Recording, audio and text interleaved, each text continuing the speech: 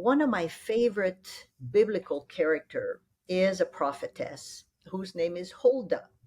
And when I ask people, have you heard of Huldah? Do you know who Hmm. she is? Do you know what she did? Most people have no idea Hmm. because there's a very specific story. It Yeah. appears both in Kings, in 2 Kings 22, and the effects in 23, and then in Chronicles, again, the parallel story is mentioned.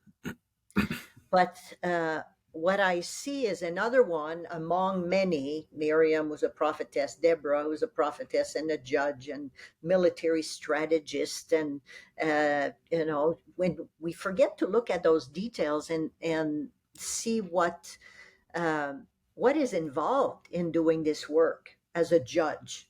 What were the judges doing?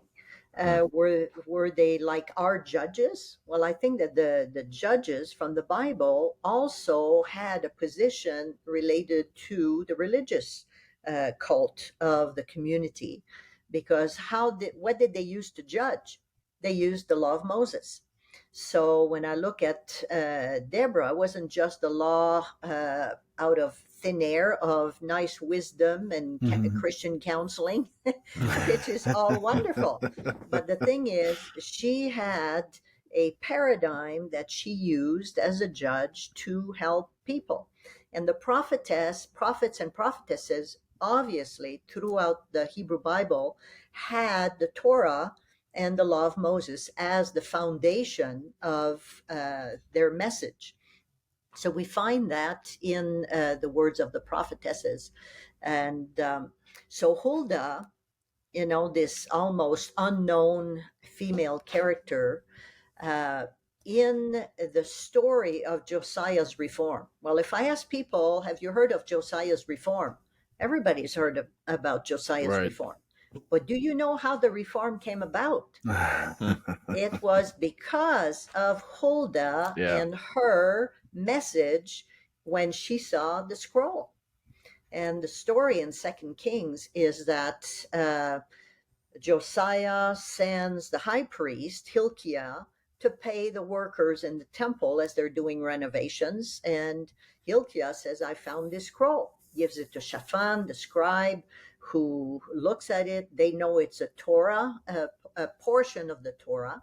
We don't know exactly which portion, but we can assume it's this or that, depending on the interpretation that comes from Huldah. And Shaphan brings the scroll to the king, to Josiah, who says, go consult the prophet or prophetess. It's not specifically stated that way, but go find out what it means. So where does Shaphan go? He goes to Huldah, the prophetess. Now, who was a contemporary prophet? Jeremiah. Why didn't they go to Jeremiah, who we think was the biggie at that time period? Yeah. Well, Shaphan, there's no mention of going to Jeremiah, who was from Anatoth, about 7 miles north of Jerusalem. He probably spent a lot of time in Jerusalem.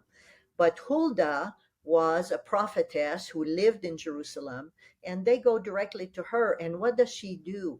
Her words are wonderful, because she says, thus saith the Lord, the God of Abraham, Isaac, and Jacob, or thus saith the Lord. She uses the exact statement that is used by Moses, Jeremiah, Ezekiel, other major prophets.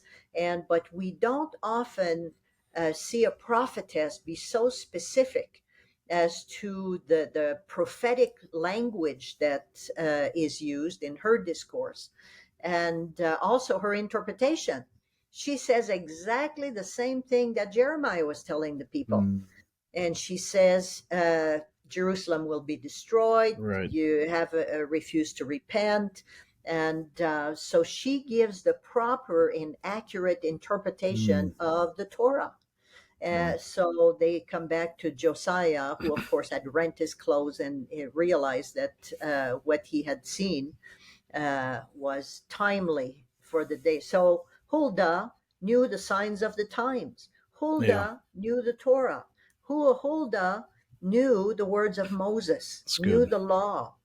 And I love that this woman then interprets properly. And then the word comes back to Josiah. What does Josiah do? Complete reform. Yeah.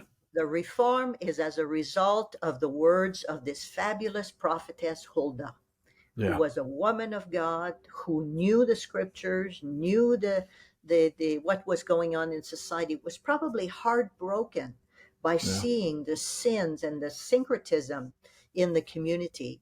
And so she speaks the truth. Some of the prophets were afraid to speak the truth because they knew. I mean, she probably thought, gee, they threw Yeah. Jeremiah in the pit. Do I really want that to happen? They attacked him, they hit him, they he was mistreated, and he's her contemporary.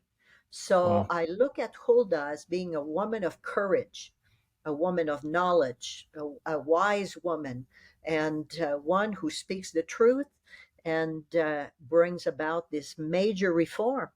And therefore, and then the first thing that happens is Josiah reads the law to all the people, and then begins the reform, fires the priests, uh, destroys all the artifacts that have to do with syncretism, cleanse the temple, gets rid of the male prostitutes and their shrines, and then goes outside of the temple in Jerusalem, everything in the Kidron Valley, the Hinnom Valley, takes care of demolishing all the altars, and then goes beyond that, and it's in the entirety of Judah. And Yeah. why? Because Huldah spoke the truth. So good. So good. So And I mean, it just shows such an authentic moment of leadership. I mean, in the yeah, ancient world, for her to step up and to just speak the truth to power, yeah, knowing that who knows what's going to come from speaking that truth. So, so well correct. said. That's just fantastic.